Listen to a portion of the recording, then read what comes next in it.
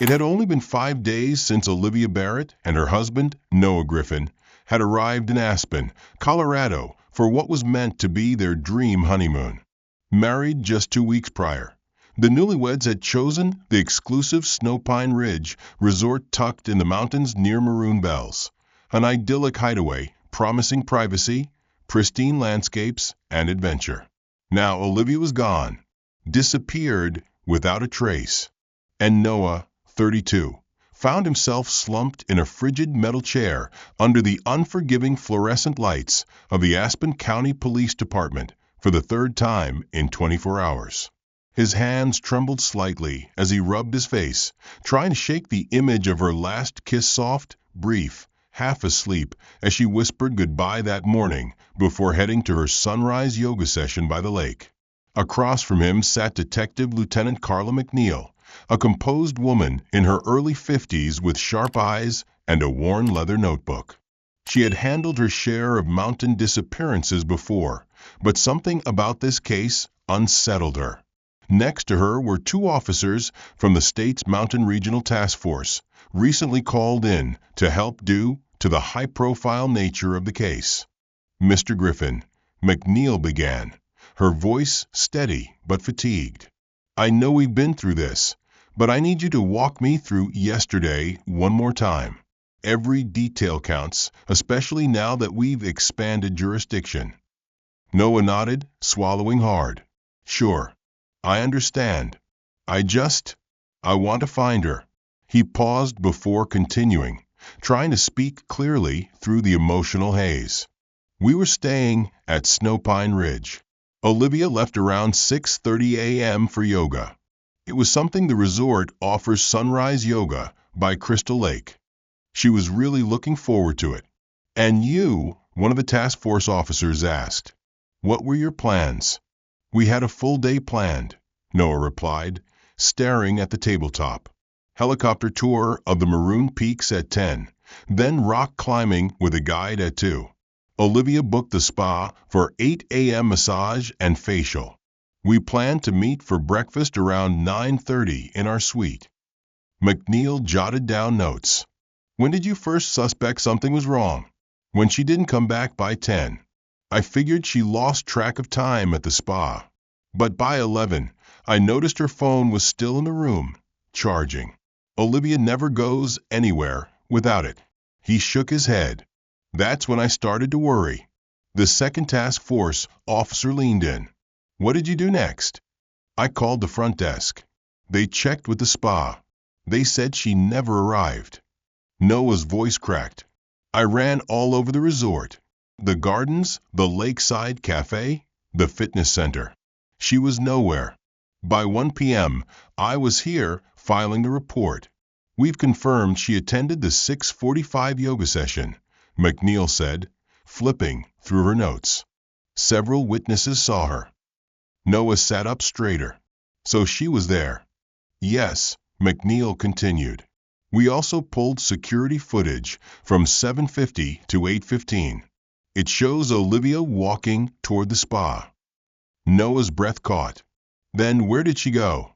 "That's the question," McNeil replied. "The footage also shows a man in a staff uniform approaching her. They exchange words. Then they walk away together." "Who was he?" Noah demanded. "Did the hotel identify him?" McNeil shook her head. "No. He's not registered on their staff list. No one recognizes him."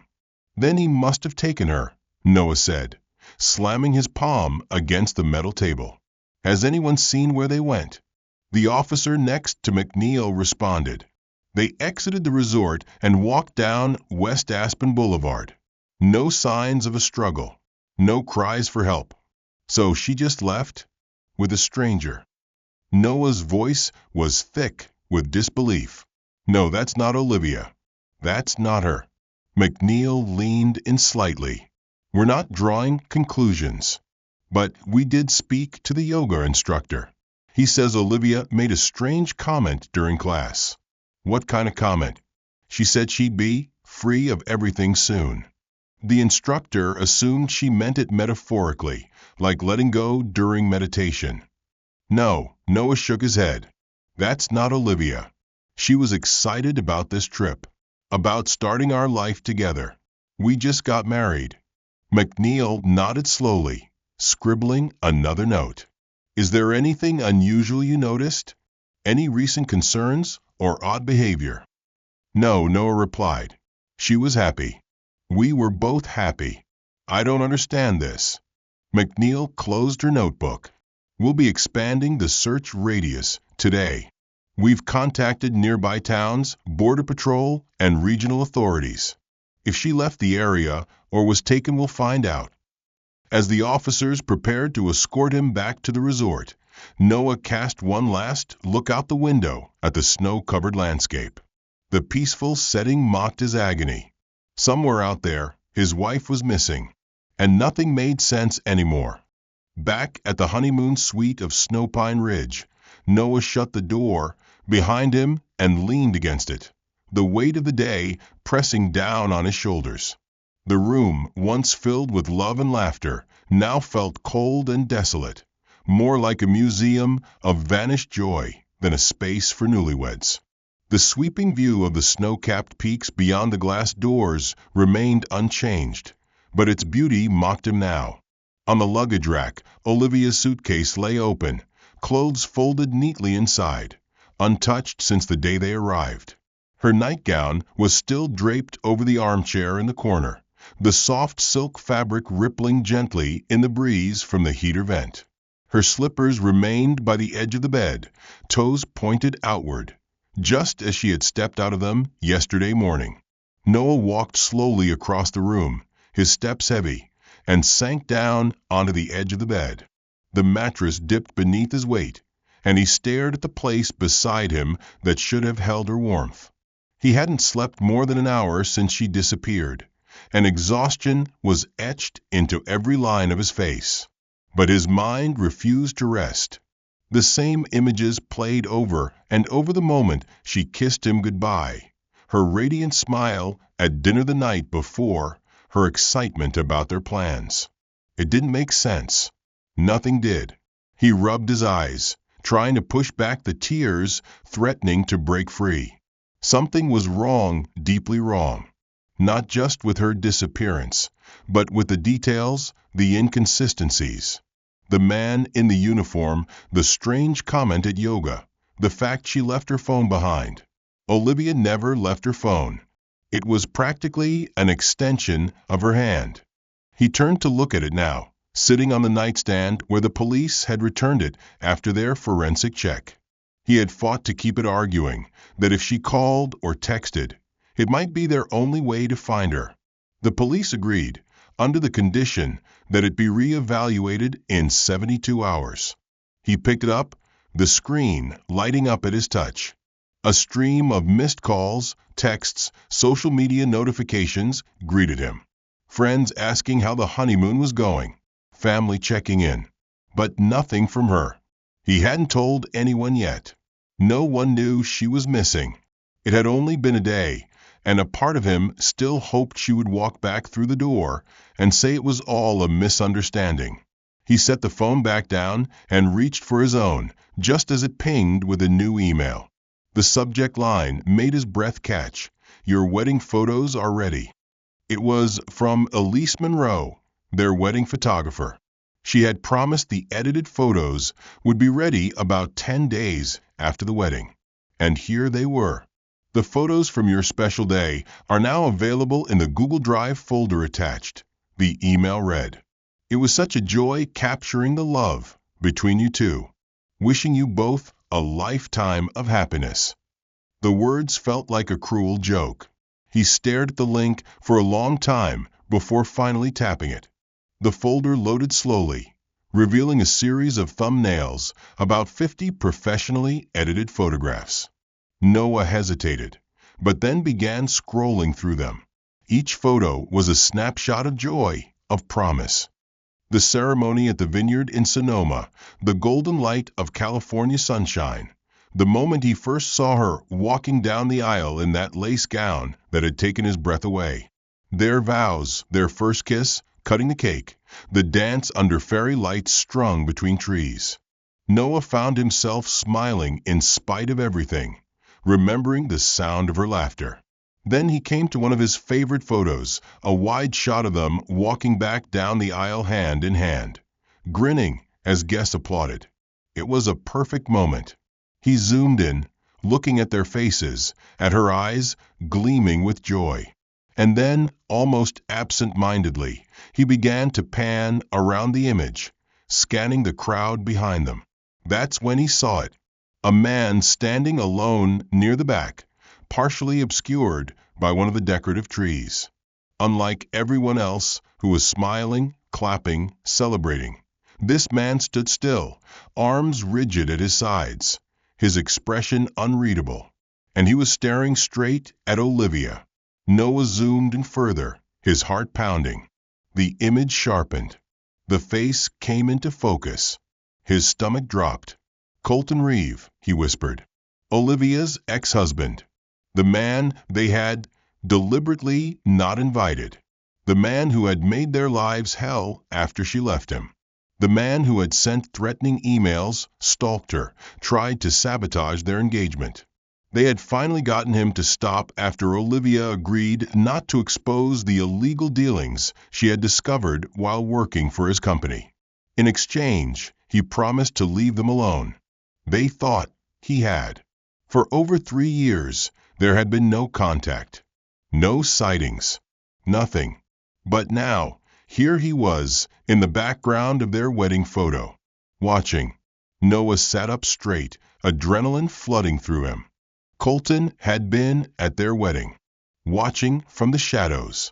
2 weeks later, Olivia had vanished. That couldn't be a coincidence. He downloaded the photo to his phone and stood abruptly. He had to get this to Detective McNeil. He had to tell her everything. Just as he was about to call her, his phone lit up with an incoming call. The number was unknown. He hesitated for a fraction of a second, then answered. "Hello." There was a pause. Then a familiar voice came through, flat and lifeless. "Noah." His heart stopped. "Olivia? Where are you? Are you okay?" "I'm fine," she said. But her voice was off, emotionless, robotic. "I'm sorry for doing it this way." "Doing what?" "Olivia, what's going on? Are you in danger? Just tell me where you are, and I'll come get you." "I've had time to think," she continued. "About us. About everything. And I don't think it's going to work. I need some time. Alone." "What are you talking about?" Noah's voice cracked. "We're married. We love each other." "We're too different," she said. "This was a mistake. Please respect my decision." "No. No, this isn't you. Someone's forcing you to say this." There was silence. Then she spoke again. "Please move on. Don't look for me." The line went dead. Noah stood frozen in the center of the suite, the dial tone buzzing in his ear like an alarm. The phone slipped from his fingers and landed softly on the bed. The call had ended, but the pounding of his heart had not. That voice, flat, emotionless, was not Olivia. It may have sounded like her, but it lacked the warmth, the light, the passion that defined the woman he married. He raked both hands through his hair, pacing the room as he tried to make sense of what had just happened. The words she spoke had all the right syllables, but the soul behind them was gone. The Olivia he knew would never abandon him, especially without a real conversation, especially not on their honeymoon. And more importantly, she had left her phone behind. That fact alone sent alarm bells ringing through his mind. If she had truly chosen to leave, why would she do so without her most essential device? Olivia relied on her phone for everything from messaging to maps, photos, emails, and music. There was no way she would walk out without it unless she had no choice, unless she was taken. And then there was the man in the staff uniform. The resort had confirmed he wasn't on their roster. No one recognized him. Yet security footage showed Olivia calmly walking off with him. Had he threatened her? Coerced her? Used something to manipulate her into compliance? Noah's mind spun with possibilities. And Colton Reeve was in their wedding photo. That alone was damning. The man had once told Olivia that if he couldn't have her, no one would. He'd said it during one of the many arguments that had finally driven her to leave him. That chilling threat echoed now, as relevant and dangerous as ever. Noah snatched his phone from the bed and immediately dialed Detective McNeil. She picked up on the third ring, her voice groggy but alert. "Lieutenant McNeil." "Detective, it's Noah Griffin. You need to listen to me, this isn't over. Olivia called me. Just now." Her tone sharpened. "She did? What did she say?" "She told me she's fine, that she left because she needed space." But that's not her. She was cold, mechanical, like she was reading a script. And she left her phone behind. That makes no sense if she left voluntarily. "Okay," McNeil replied, her voice cautious. "Anything else?" "Yes. I went through our wedding photos tonight. One of them, there's a man in the background. He's just standing there watching Olivia. He's not clapping, not smiling, just staring at her. It's Colton Reeve, her ex-husband." There was a pause. "You're sure?" "Positive. He wasn't invited. We didn't tell him about the wedding. But there he is, plain as day, in a tux, watching." "Email me that photo right now," McNeil instructed. "And we'll look into it. But listen, Mr. Griffin, there's something you need to know too. Olivia contacted us shortly after your call. An officer was dispatched and confirmed she's staying at a serviced apartment nearby. She appears to be safe, and she told the officer she left by choice." "That's what she told me too," Noah said, pacing faster now. "But I don't believe it. And you shouldn't either. She's not acting like herself. And Colton being at our wedding, it's not a coincidence. You have to look into him." "We'll consider all possibilities," McNeil said. "But without evidence of a crime, and with your wife claiming to be safe and acting of her own volition, our hands are tied for now." "Then I'll get the evidence," Noah said, his voice steely. "I'll find it myself." "I'm advising you not to take any action on your own," McNeil warned. "If Mr. Reeve is dangerous, the last thing we need is you putting yourself in harm's way." "Understood," Noah replied, though his mind was already racing ahead. As the line disconnected, he walked over to the desk, pulled out his tablet, and opened a browser. If Colton was behind this, there had to be a trail, something that would lead him to wherever Olivia was really being held, or at least explain what was going on. He began searching for recent news about Colton Reeve, digging through articles, business records, and court filings. He was surprised to learn that Colton's name had resurfaced in the press just last year. A former business partner had turned whistleblower, providing damning evidence about Colton's money laundering activities and offshore investments. Colton had faced severe financial losses, multiple lawsuits, and public scandal. Yet he had avoided jail, likely due to high-priced lawyers and hidden assets. Digging deeper, Noah found mention of real estate holdings under shell companies, some of which were traced back to the Aspen region. One caught his eye: a secluded chalet registered under a holding group managed by Reeve's former finance director. The location was only 20 minutes from Snowpine Ridge. That had to be it. He cross-referenced the address with local property databases and found it matched a gated residence, known for its privacy. If Colton was in town, that would be the place he'd hide. Noah checked the time. It was nearly midnight. He grabbed his coat, phone, and wallet, slipped Olivia's wedding ring into his pocket alongside a small utility knife from their camping gear, and left the suite. The night air outside the resort was sharp and biting.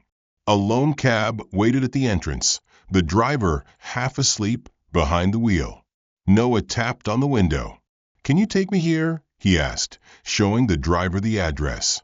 The man glanced at it, raised an eyebrow, and nodded. "Sure. Bit out of the way, though." "That's fine," Noah said, sliding into the back seat. As the cab pulled away from the resort, Noah stared out the window at the darkened forest. The road twisted and turned through narrow mountain passes. His breath fogged the window as he tried to calm the pounding in his chest. If Colton had her, if he was trying to take Olivia somewhere, he had to stop him before it was too late.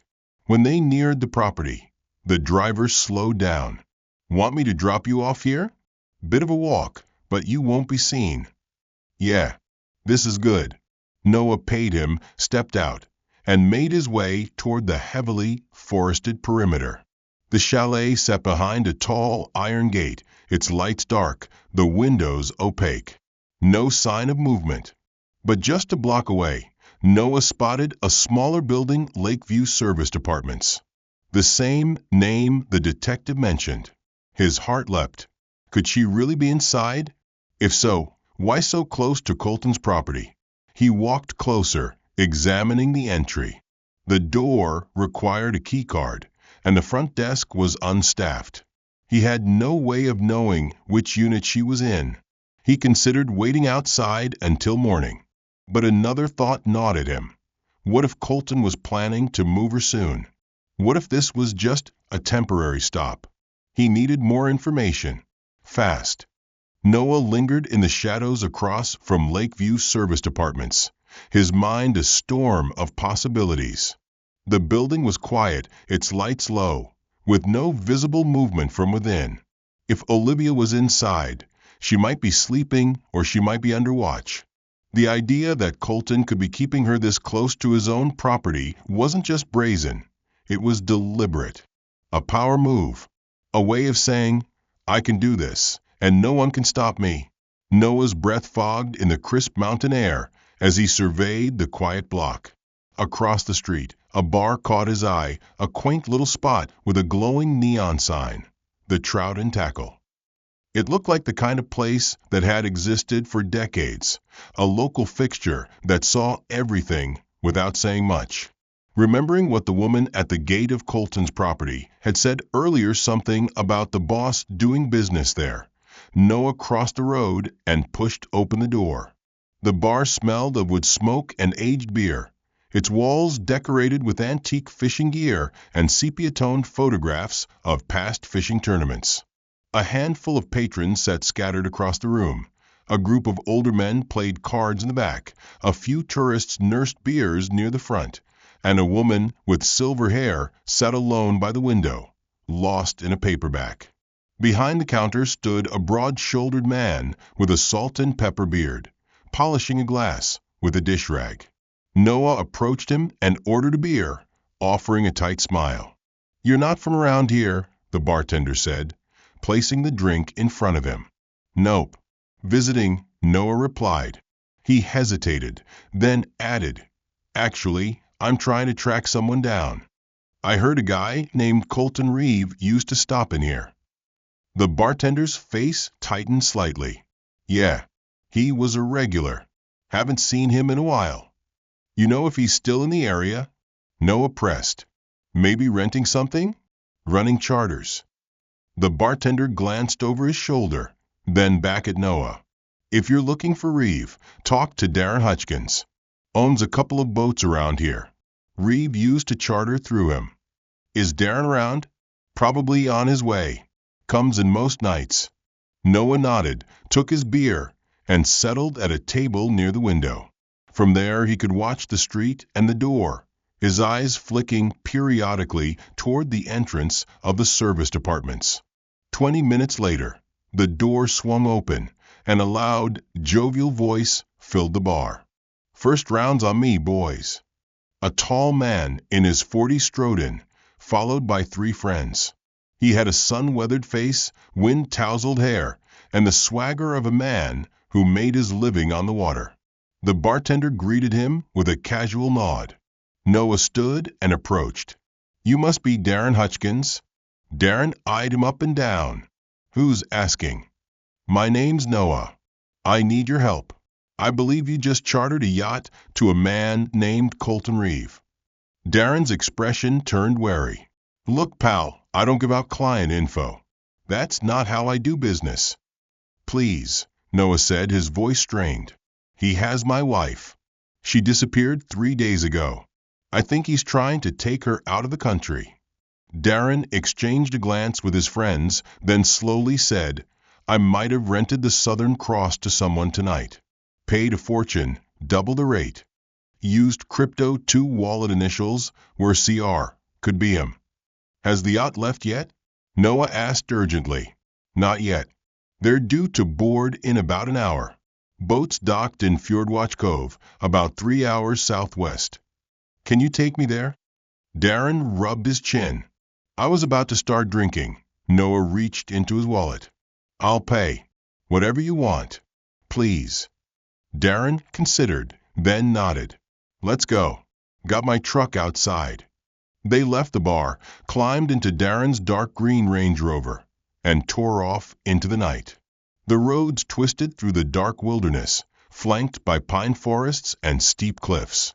The hours passed in tense silence, broken only by the hum of the tires and the occasional comment from Darren about a sharp turn or local landmark.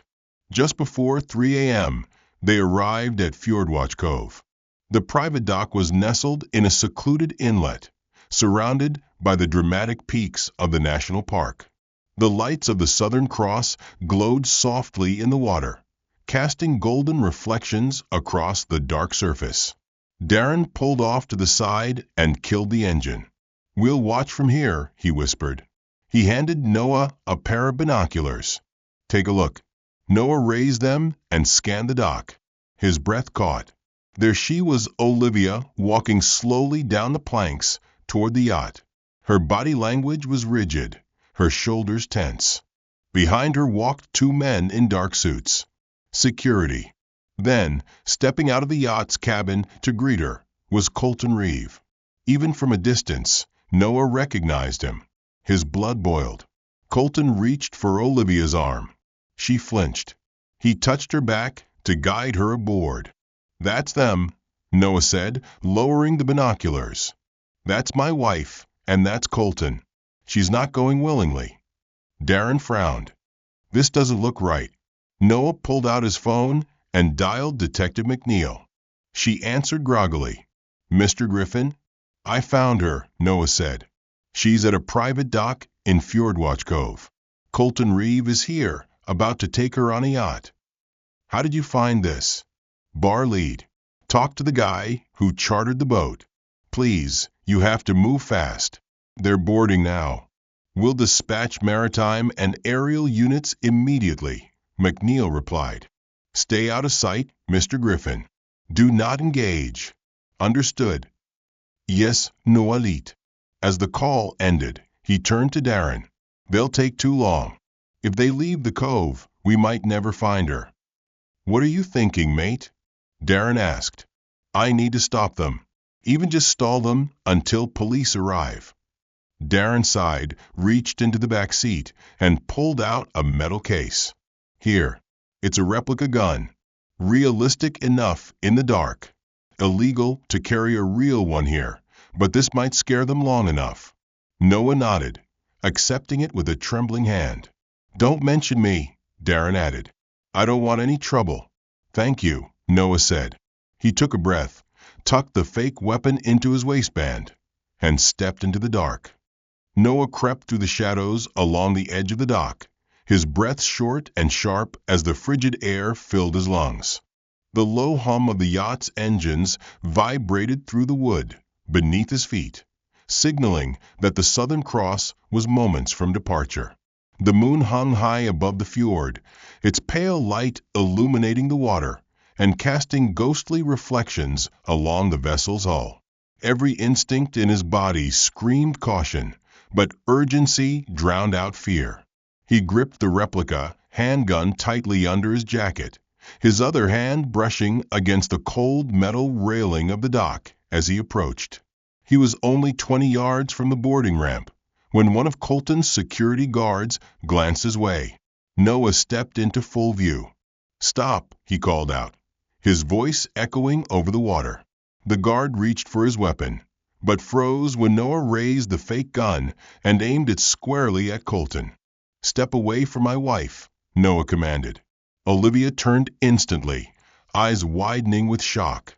Noah, she cried. Her voice cracked with a mixture of relief and terror. Colton's face contorted, first with surprise, then with cold fury. You shouldn't have come, he said, stepping forward. Olivia tried to move toward Noah, but one of the guards grabbed her arm. Let her go. Noah shouted. The police are on their way. This ends now. You're bluffing, Colton said, his voice slick with disdain. You always were too sentimental for your own good. This marriage, it was a joke. She belongs with me. Always has. Olivia struggled in the guard's grip. You're delusional, Colton. I told you I'd never go back to you. Yet here you are, he replied smoothly. On my yacht, with my protection, and soon, far away from anyone who can interfere. You forced me, Olivia snapped. You made me call him. You threatened my family. Noah took a step forward, the gun unwavering in his hand. Let her go, Reeve. Or I swear, his words were cut off by the sudden whirring of rotor blades.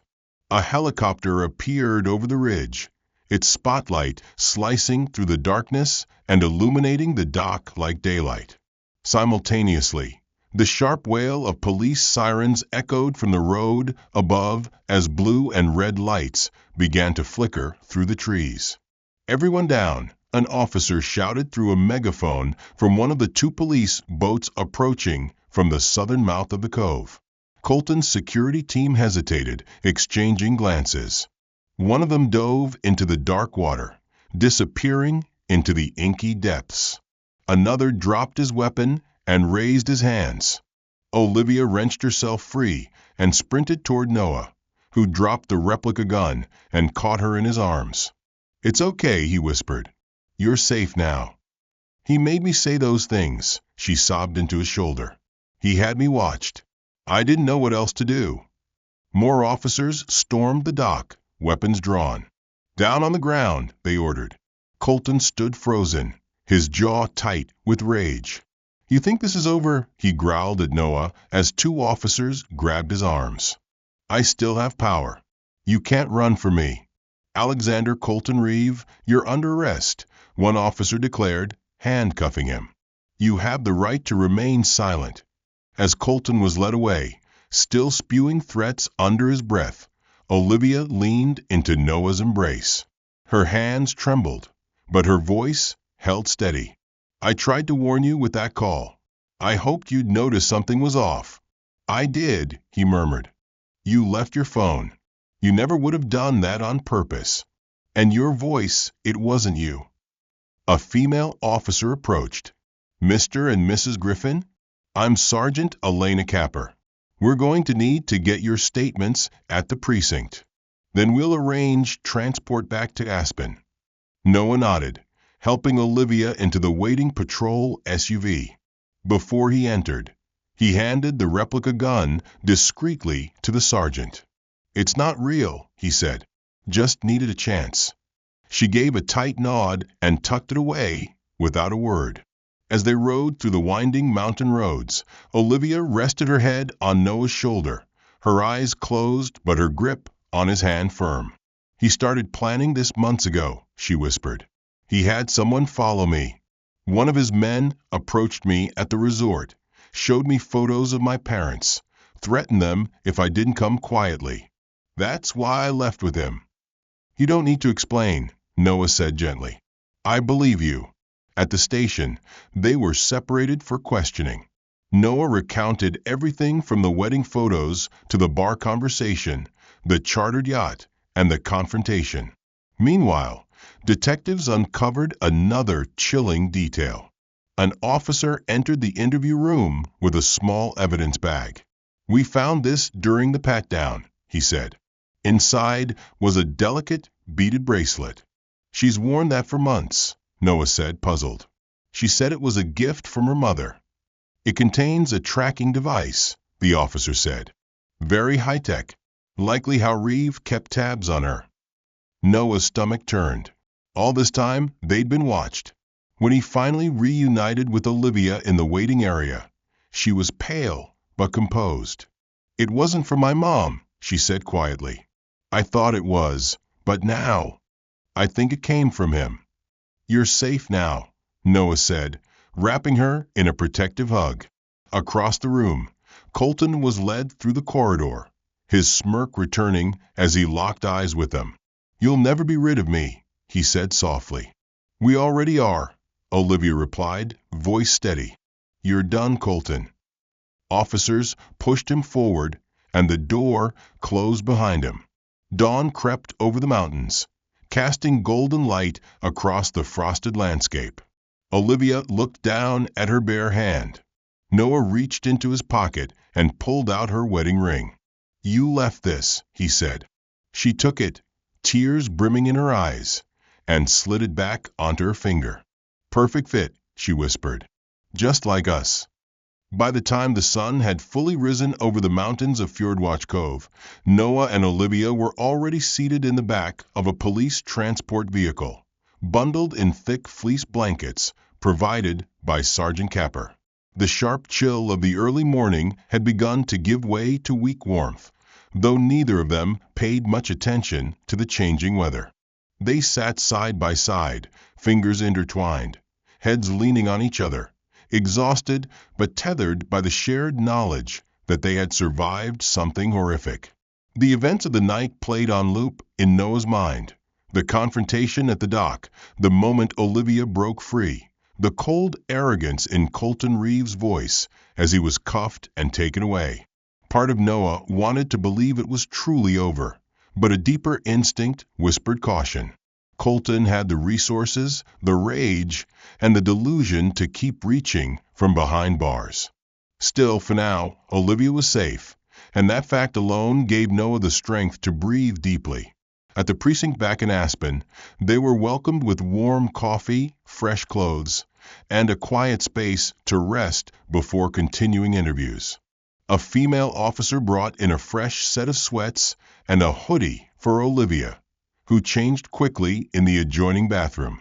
When she emerged, her face was drawn but resolute. Noah had never admired her more. She sat across from him in the private waiting room, sipping coffee slowly. "I'm sorry I didn't tell you everything before," she said softly. "I didn't want to drag our past into our future. I thought we were finally free of him." "You don't have to apologize," Noah replied. "He's the one who refused to let go." Olivia nodded. "The bracelet. When it came in the mail, I was touched. I thought it was from my mom. It came with a little card in her handwriting.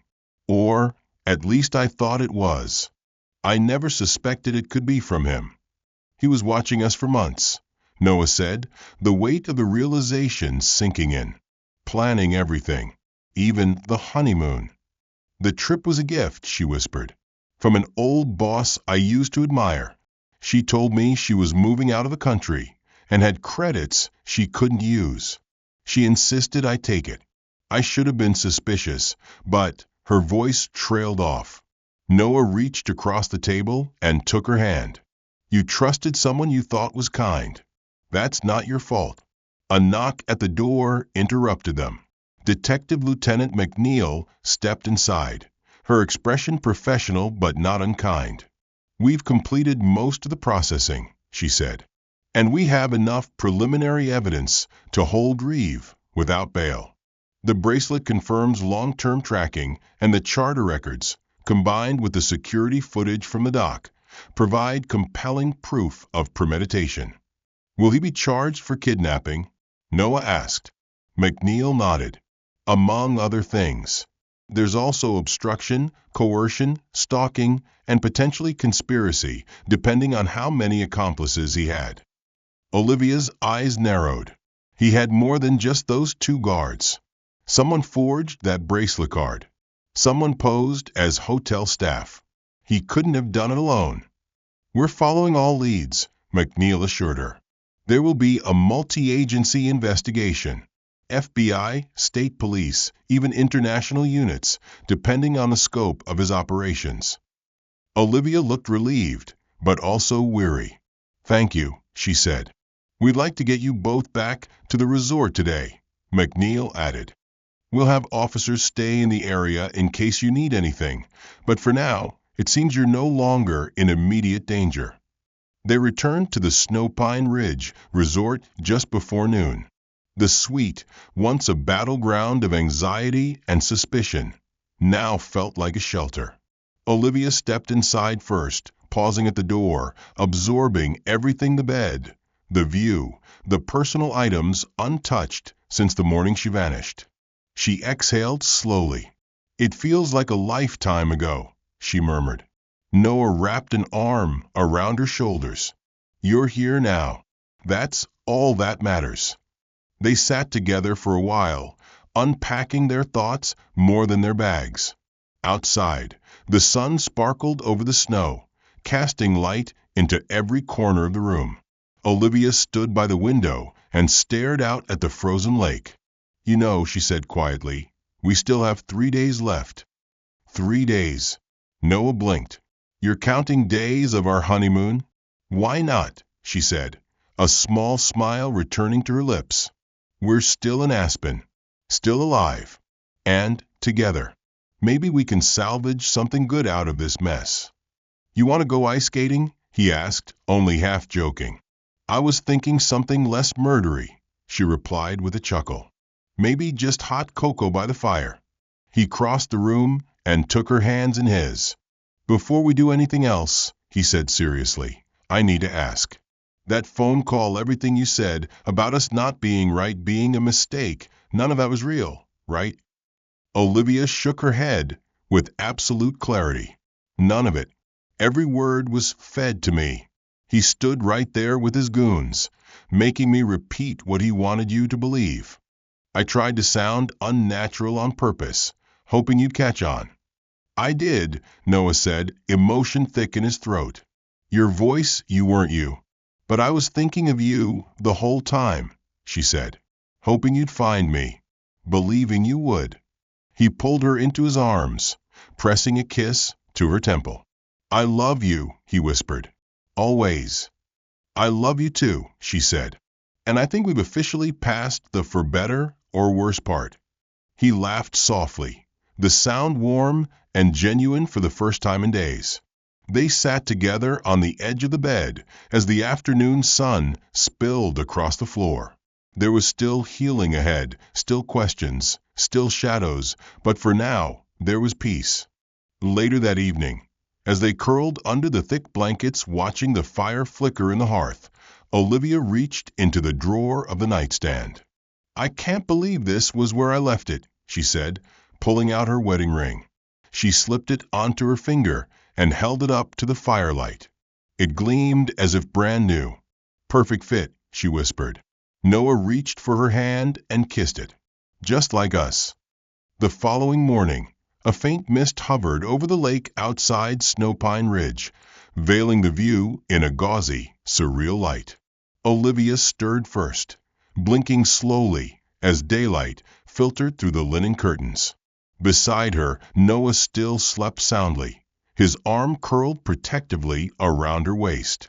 For the first time in days, she had managed a few solid hours of rest, though her dreams had been fractured echoes of footsteps on wooden docks, Colton's chilling smile, and the sensation of being watched.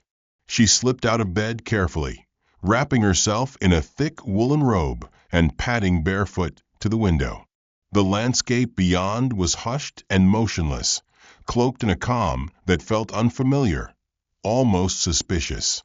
She hugged the robe tighter and watched a raven hop along the balcony railing before taking flight.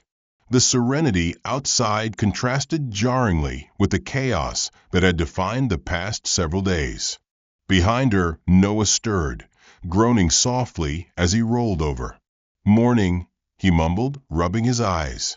How'd you sleep? Better, she replied, glancing back at him. It still doesn't feel real. Like maybe I'll wake up again and be back on that dock. I know, Noah said, sitting up. I keep thinking about that moment when I saw you again. I didn't know if I was too late. You weren't, she said, walking over to the bed and sitting beside him. You were right on time.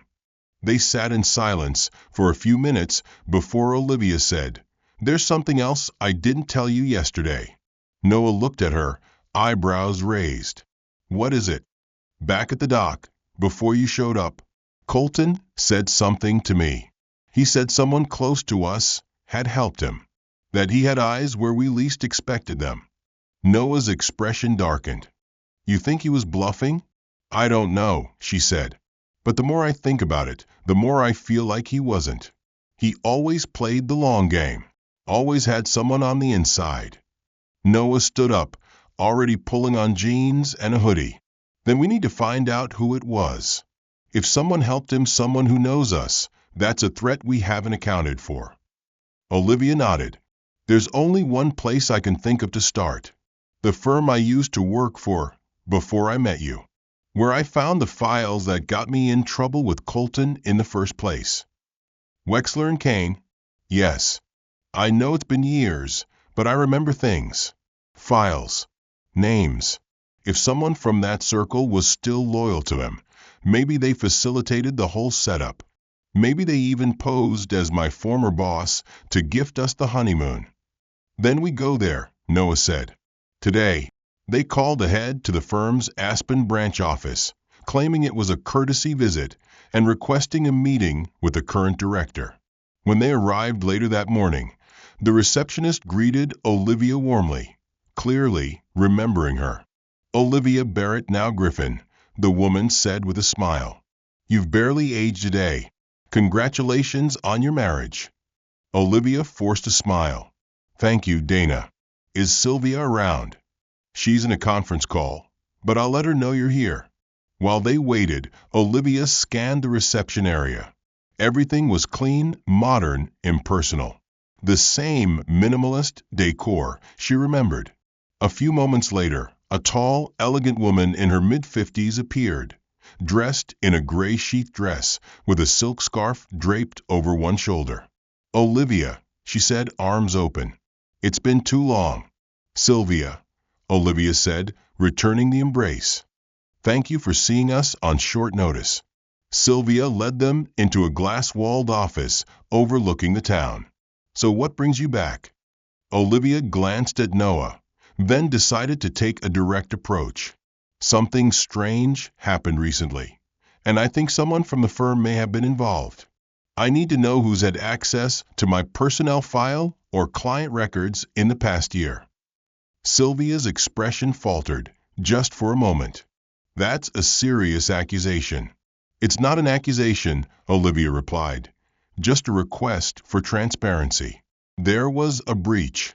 Someone impersonated a former colleague, sent a fake gift tied to our honeymoon. I think it was a setup." Sylvia hesitated. "Let me check something." She typed rapidly into her desktop terminal. After a moment, she frowned. "That's odd." "What?" Noah asked. "There's a log entry," Sylvia said, turning the screen slightly. "A user accessed your archive file about 6 months ago. The IP address doesn't match any of our internal terminals." Olivia leaned in. "Can you trace it?" "I can try," Sylvia said, picking up her phone and calling the IT manager. After a brief exchange, she hung up and turned back to them. "That address links to an apartment in Boulder, rented under a corporate alias that's popped up in fraud investigations before something called Blue Hollow Industries." Olivia and Noah exchanged a glance. "That's one of Colton's shell companies," she said. "I saw it in his ledger back when I worked with him." "Then we have our leak," Noah said. "Someone from your old firm sold access, or maybe someone you used to work with stayed loyal to him." Sylvia looked grim. "Would you like us to press charges or conduct an internal audit?" "Not yet," Olivia said. "We need to be careful. If someone's still watching, they'll know we're onto them. But thank you, Sylvia. This helps more than you know." As they left the firm, Noah slipped an arm around Olivia's waist. "You okay?" "Not really," she admitted. "But we're closer to the truth. And if Colton had help, we need to expose every piece of his network." "We will," Noah said. together. That night, back at the resort, they sat by the fire again, piecing together names, dates, connections. It was far from the honeymoon they had imagined, but it was real, and it was theirs. Later that night, long after the lights of Snowpine Ridge had dimmed and most guests had retired to their rooms, Noah and Olivia sat at the suite's wooden writing desk, laptops open, notes spread across the surface like a conspiracy map. The fire had burned down to glowing embers, and the soft hum of the heater filled the silence as they reviewed every lead, every name connected to Blue Hollow Industries. They had already created a spreadsheet of associates and subsidiaries, color-coding any ties to Colton Reeve. Olivia's eyes were tired but sharp, her fingers moving swiftly across the keyboard. "Here," she said, stopping suddenly. "This woman Cheryl Tan. She used to be a legal assistant at Wexler and Kane. Quiet, kept to herself. She was let go the year I left, but according to LinkedIn, she's currently the director of operations at Blue Hollow. She made the jump from legal assistant to director of ops." Noah asked, eyebrows raised. "That's a leap." "Not if Colton hand-picked her," Olivia muttered. "She always seemed loyal to him. He used to send her flowers on her birthday. It was odd." Noah tapped a few keys on his tablet, pulling up a public records database. "I've got an address. Boulder. Not far from where that IP was traced. Think she's the one who faked the card and sent the honeymoon package." "Could be," Olivia said. "Or she coordinated the whole thing with him." "Should we send the info to McNeil?" Noah asked. Olivia hesitated. "If we tip our hand too soon, we might lose the chance to expose the whole network. What if Colton's followers are already regrouping?" "True," Noah nodded. "But we also can't take this on alone." Olivia stood, pacing toward the window. Outside, snow had begun to fall lightly, softening the harsh lines of the resort grounds. "I have an idea," she said after a long pause. "Cheryl always loved recognition, loved feeling like she was part of something elite. If we pose as investors, someone wanting to partner with Blue Hollow, we might get her to talk. Get her to brag. Undercover." Noah said, standing to join her. "You sure about that?" "We wouldn't be lying," Olivia said. "We are investors in our own future and our safety. And Cheryl knows me. If she believes I've come around to Colton's vision, maybe she'll let her guard down." The next day, they drafted an email using a burner address and sent it directly to the contact listed on Blue Hollow's sparse website. The message was short, vague, and enticing, interested in opportunities to collaborate on discrete offshore asset growth. "Let's talk." OB. Olivia had deliberately signed with her initials, a tactic she knew would spark curiosity. They waited. Hours passed. They went for a walk around the lake, ate a quiet lunch in the resort's glass-walled dining room, and tried to act like a normal honeymooning couple. But each ding of Olivia's phone made her heart stutter. Finally, around 4:17 p.m., the reply came. "Ms. Barrett, what a surprise. We'd love to explore partnership. I happen to be in Aspen through the weekend. Shall we meet for drinks tonight? Cheryl." Olivia showed the screen to Noah. She took the bait. "Where?" "She says somewhere discreet. She'll text details closer to 7. Sure enough, at 6:48 p.m., Cheryl sent another message. "Suite 409, Silvertine Hotel. Ask for Ms. Delacroix. Bring only your questions and curiosity." "Ms. Delacroix?" Noah said, chuckling. "She always wanted to sound like a Bond villain," Olivia replied. "This fits." Noah sobered. "You don't have to do this alone. I'll be right outside." Olivia nodded. "I know. But let me go in first. She won't talk if she thinks you're recording everything." At 7:30 p.m., dressed in a sleek black blazer and tailored slacks, Olivia arrived at the Silvertine Hotel and took the elevator to the 4th floor. The hallway smelled faintly of cedar and lemon polish. Suite 409 was at the far end, a small brass plaque beside the door. Olivia knocked twice. The door opened a crack, then wider. Cheryl Tan stood inside, her appearance subtly transformed. Gone was the mousy, reserved legal assistant. In her place was a poised woman in her late 30s, dressed in a midnight blue silk blouse and diamond earrings, her hair pulled into a tight chignon.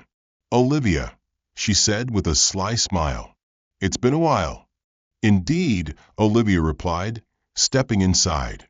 The suite was richly furnished, all dark wood and soft lighting. A private bar sat in the corner, already stocked with 2 flutes of champagne. "To old colleagues," Cheryl said, raising her glass. Olivia clinked it without drinking. "You're in a whole new league now." Cheryl sipped, eyes gleaming. "Colton always said we had to evolve, to shed the skin of mediocrity. Is that what Blue Hollow is? Evolution." "It's protection," Cheryl said. "Legacy. There are so few people with vision anymore." "Colton had vision," Olivia said carefully, "but he lost control." Cheryl's smile faded slightly. "You're not here to invest, are you?"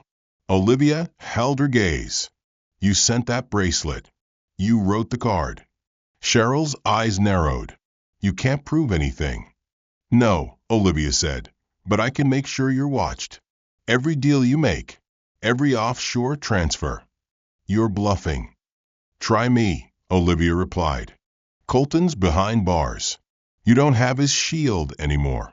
Do you really think the FBI won't unravel everything once they dig deeper into Blue Hollow?" Cheryl's confidence cracked. She set her glass down with a loud clink. "What do you want?"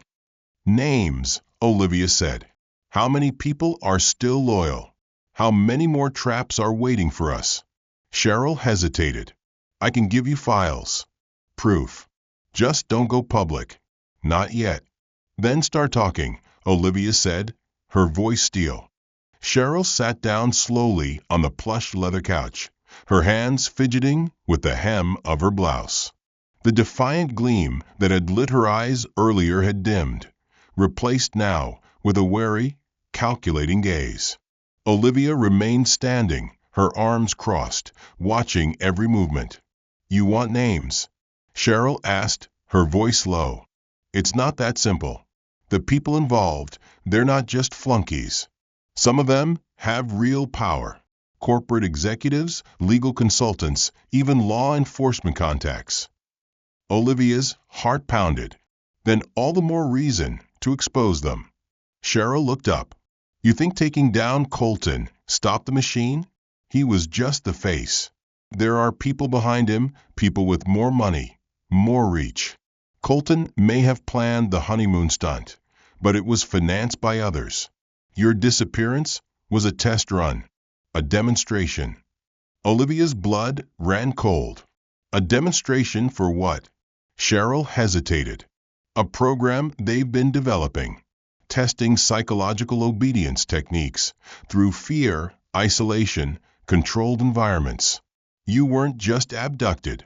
You were observed. Every reaction, every decision you made while in that apartment was monitored." Olivia staggered back a step. "You're lying." "I'm not," Cheryl said. "There were audio feeds in the walls. Even the shower had a directional mic." Olivia's skin crawled. "Why?" "Because you knew how to fight," Cheryl said, almost admiringly. "You exposed Colton once. You resisted again. They wanted to see if someone like you could be broken." Olivia sat down, her legs suddenly weak. "You knew all this and still went along with it." Cheryl looked away. "I didn't have a choice. My brother owes these people over $2 million. They said if I cooperated, they'd wipe his debt." "And you believed them?" Olivia asked. "I wanted to," Cheryl whispered. "They offered me status, protection. But once Colton got arrested, the tone changed. Now they're paranoid. And they're watching me too." "So help us bring him down," Olivia said. "You want out? Give me what you have. All of it. Names, locations, files." Cheryl looked at her for a long moment, then reached into a side drawer and pulled out a sleek black USB drive. This has most of what you're looking for. Financial records, communications between Colton and the others, code names tied to actual bank accounts. But it's encrypted. I don't have the full passphrase. Then who does? Someone in the network, Cheryl said.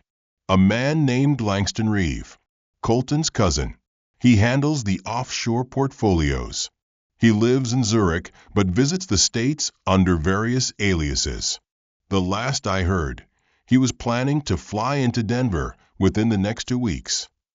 Olivia took the USB, sliding it into her blazer pocket. Thank you. Cheryl exhaled. You need to disappear after this. If they know you're digging this deep, they won't hesitate. We're not the ones who should be afraid, Olivia said, then turned and walked out. Noah was waiting outside the suite, pacing. When he saw her, he rushed forward. You okay? What happened? Olivia handed him the drive. We have it. Names, accounts, everything. And more. It's bigger than we thought. There's a whole operation, Noah. And I was part of their experiment. She told him everything on the drive back to Snowpine Ridge. The surveillance. The psychological manipulation. Cheryl's reluctant betrayal and the presence of a greater network. By the time they reached their suite, the night sky was thick with stars, and the snow had deepened outside. Inside, they set up their laptops and examined the drive. As promised, it contained hundreds of documents, some invoices, others transcripts of emails, many tagged with cryptic labels like Phase Zeta and Project Umbra. Noah leaned closer. This isn't just corporate espionage. This is targeted behavioral control. That's what Cheryl said, Olivia replied. They were testing how far they could push someone before they broke. And if I had, you didn't, Noah said firmly. You didn't break. He paused. We need to send this to McNeil, the FBI. This is way above our heads now. Olivia nodded slowly. But if Langston is really the one with the full passcode, this might all be useless unless we get to him first. We can give them what we have now, and still make our move if they stall. That night, they emailed Detective McNeil using a secure encrypted channel, attaching a selection of files and explaining the source. They left out Cheryl's name for the time being, protecting her for now in hopes she'd continue to cooperate. The response came within 30 minutes. McNeil confirmed receipt and said she would contact federal authorities immediately. Be careful, her message ended. If what you say is true, this is going to be far-reaching. Watch your backs. Olivia and Noah locked the doors, checked the windows, and went to bed with a loaded sense of alertness. Neither of them slept soundly. The next morning brought news coverage of Colton Reeve's preliminary hearing. Footage showed him being led in cuffs into the courthouse, head held high, a faint smirk still playing on his lips. He looks like he's already planning his next move, Noah muttered. Olivia's phone buzzed with a blocked number. She hesitated before answering. A low male voice spoke on the other end. You think this is over, Mrs. Griffin? The line went dead. Olivia stood frozen, the phone still pressed to her ear even though the line had already gone dead. The chill in the voice, unnamed, calm, confident, cut deeper than any threat she'd received from Colton himself. Whoever it was, they were not warning her. They were promising something, a continuation, a retaliation. Noah noticed the shift in her expression immediately. What happened? He asked, rushing to her side. She slowly lowered the phone. They called, she said, voice barely above a whisper. Blocked number. A man's voice. He said, You think this is over, Mrs. Griffin, and then hung up. Noah's jaw tightened. It wasn't Colton? No, Olivia replied. The voice was older, slower, calculated. It wasn't rage-driven, it was cold. Noah exhaled, pacing the room. They know we have the USB. Or maybe they've already noticed Cheryl has gone quiet. Either way, we're in their sights. Olivia nodded, her mind racing. We can't wait for someone else to protect us. Not anymore. If Langston Reeve is the key to unlocking the rest of this data, then we need to intercept him before they do. We go to Denver. Today. Agreed, Noah said. But we don't go in blind. We need help. He picked up his phone and called McNeil, who answered immediately. I was about to call you, she said. We've decrypted a portion of the files you sent. It's enough to open a federal case. But we need more, especially on the behavioral manipulation programs. We believe the rest of the encryption is held by Langston Reeve, Noah said. We also think he's arriving in Denver sometime within the next 2 weeks. Then we'll alert Homeland, McNeil replied. I can get you in touch with Agent Daniel Strathmore, FBI, Denver Field Office. Tell him I sent you. He'll help coordinate protection and surveillance. Within hours, Olivia and Noah were on the road. They left Snowpine Ridge under a new layer of snowfall, the resort's peaceful veneer now tainted with memory. The drive to Denver took just under 5 hours. They spoke little, saving their energy, mentally preparing for whatever they might encounter. When they arrived at the downtown FBI building, Agent Strathmore met them in the lobby. A broad-shouldered man in his late 40s with sharp features and a steely gaze. He radiated authority without needing to raise his voice. McNeil briefed me, he said. This is bigger than just Colton Reeve. You two stumbled onto something massive. Olivia handed over the USB. You'll need Langston Reeve to break the rest. Cheryl said he's coming in under an alias. We don't know when or where he's landing. Strathmore nodded. We've got his face flagged at all customs points.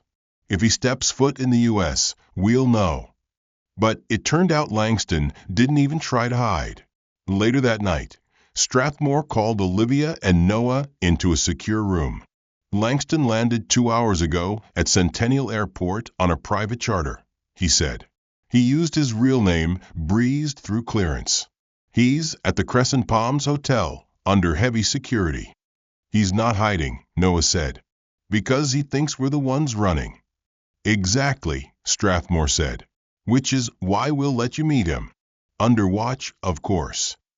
Olivia's eyes narrowed. You want to use us as bait. He'll talk to you, Strathmore replied. He won't talk to us. We'll have the room wired. The moment he incriminates himself, we move in. Olivia agreed.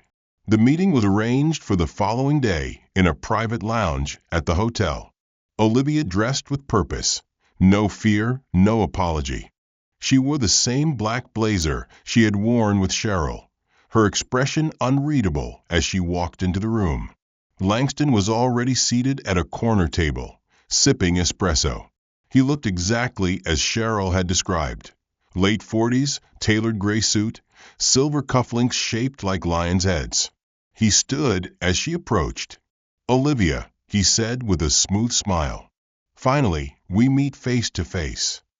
Langston, she said. It's not every day a criminal mastermind welcomes me to his den. He laughed. Oh, come now. I'm no mastermind. Just a financial curator for some very private clients. Like Colton. Langston's eyes gleamed. Ah, my cousin. Such passion, such fire. But not enough strategy. You're different. You survived him. He tried to break me, Olivia said evenly. But he didn't. And now I'm here to end what he started. Is that why you contacted Cheryl? He asked, swirling his drink. She's in over her head. Always was. She gave me the drive, Olivia said. We know about the experiment. Project Umbra. The behavioral testing, the surveillance. We know about your investors. Langston smiled again, this time thinner. Then you also know you're in danger. Olivia leaned forward. No, you are. She slid a phone onto the table. This conversation is being recorded. and agents are waiting just outside.